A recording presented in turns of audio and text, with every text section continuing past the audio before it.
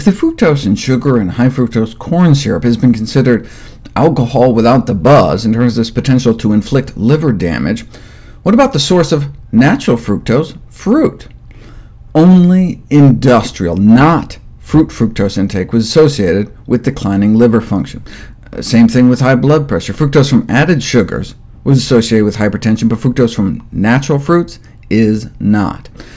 If you compare the effects of a diet restricting fructose from both added sugars and fruit to one just restricting fructose from added sugars, the diet that kept the fruit did better. People lost more weight with the extra fruit present than if all fructose was restricted across the board. The deleterious effect of fructose was limited to industrial fructose, meaning table sugar and high fructose corn syrup, with no evidence for a negative effect of the fructose in whole fruit.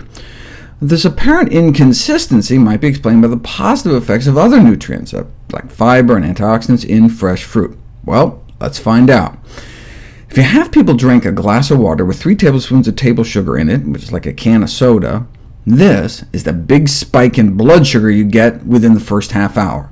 Our body freaks out and releases so much insulin to drive down this spike, we actually overshoot, and 90 minutes in, we're relatively hypoglycemic, dropping our blood sugar below where it was before we drank the sugar.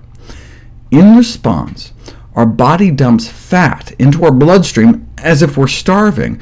Because our blood sugars just dropped so suddenly below fasting levels, our body got worried.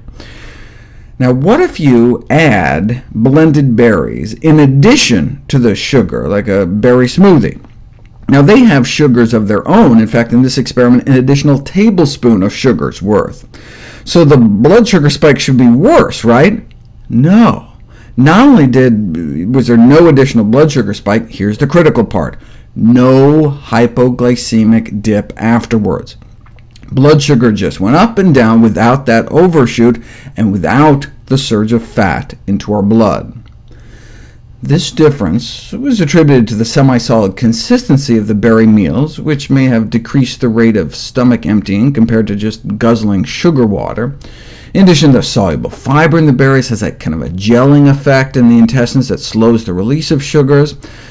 To see if it was just the fiber, they repeated the experiment with berry juice that had all the sugar but none of the fiber. Now, as you can see, there's a kind of a clear difference observed early on in the blood sugar responses. At the 15-minute mark, the blood sugar spike was significantly reduced by the berry meals, but not by the juices.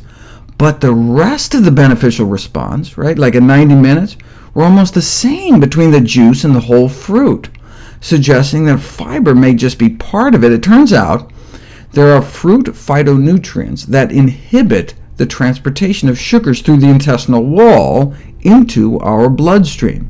Phytonutrients in foods like apples and strawberries can block some of the uptake of sugars by the cells lining our intestines. So adding berries can actually blunt the insulin spike from high glycemic foods. Here's what white bread does to our insulin levels within 2 hours after eating it. Now eat that same white bread with some berries, though, and you're able to blunt the spike. So even though you've effectively added more sugars in the form of berries, there's less of an insulin spike, which has a variety of potential short and long-term benefits. So if you're gonna make pancakes, make sure they're blueberry pancakes.